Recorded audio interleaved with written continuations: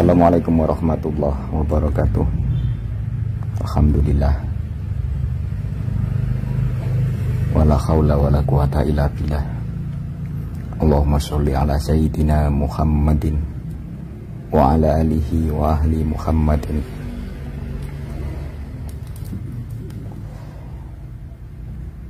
Setelah tadi saya menjelaskan bab matinya mata hati,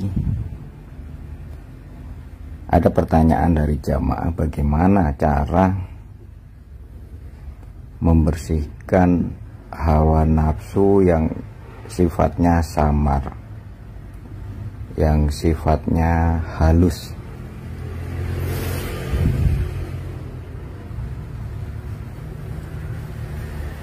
Hawa nafsu tipikal jenis ini itu jauh lebih susah untuk dideteksi oleh pelaku karena sifat kekhususannya yang memang sangat lembut, samar, dan super halus. Akan beda dengan hawa nafsu tercela yang sifatnya jelas karena memberikan reaksi terhadap aktivitas lahiriah yang bisa dilihat dan diindra oleh dua mata, telinga, dan indra-indra lahiriah lain. Seperti contoh hawa nafsu tercela yang sifatnya jelas adalah berzina misalnya. Itu jelas perbuatan yang terlarang, yang merupakan cerminan dari hawa nafsu tercela yang mudah dideteksi. Kenapa mudah? Karena sebelum perbuatan perzinaan itu terjadi,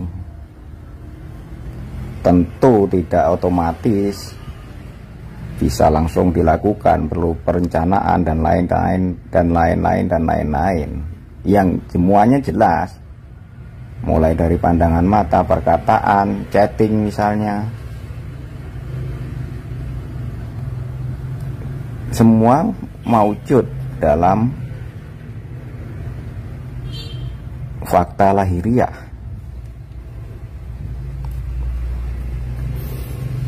Juga misalnya mencuri, korupsi, terus ujaran kebencian, caci maki, hinaan, itu semuanya jelas bisa dideteksi oleh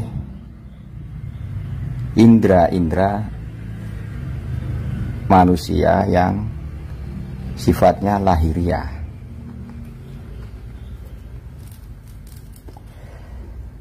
Mengenai hawa nafsu yang sifatnya samar, halus, itu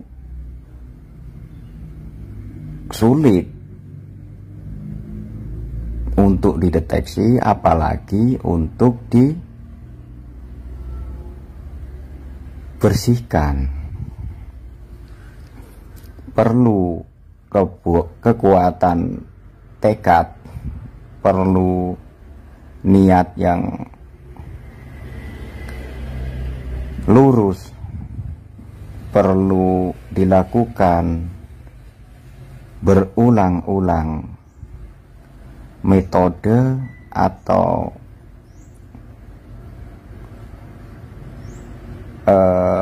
perilaku yang bisa mengikis hawa nafsu tercela yang sifatnya samar. Saya kasih contoh.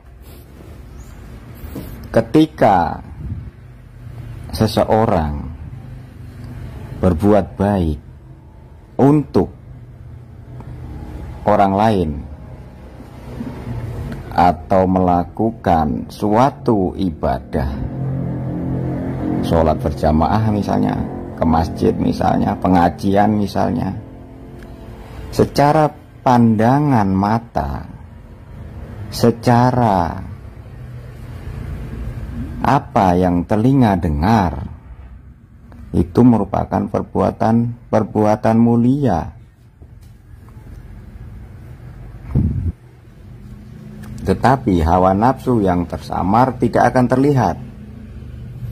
Apa sebenarnya motivasi, apa sebenarnya niat ketika seseorang melakukan ibadah-ibadah atau kebaikan-kebaikan yang nampak tersebut.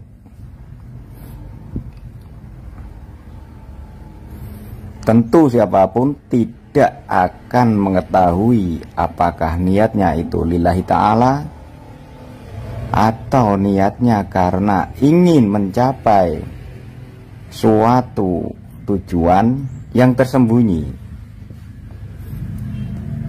suatu harapan atas hal yang dilakukan berupa kebaikan, suatu yang nampak baik, tetapi apa yang tersembunyi dalam hati bisa jadi berbeda sama sekali dengan yang bisa diindra oleh mata dan telinga. Intinya adalah ketika seseorang sudah terbebaskan dari hawa nafsu yang sifatnya samar, yang sifatnya tercela tapi lembut, dan itu letaknya di dalam batin manusia yang tidak bisa diindra oleh panca indera lahiriah, maka apa yang nampak dan apa yang tersembunyi dalam batinnya, dalam hatinya, itu akan seirama dan akan sama.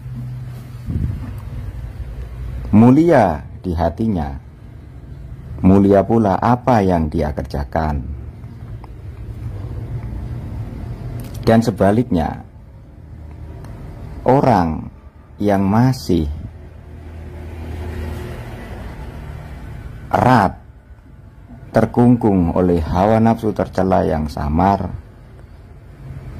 maka apa yang nampak mulia yang dia lakukan memiliki nilai yang berbeda, karena yang ada di dalam hatinya bukanlah seperti seharusnya yang dia lakukan mulia dalam penampakan lahiriah.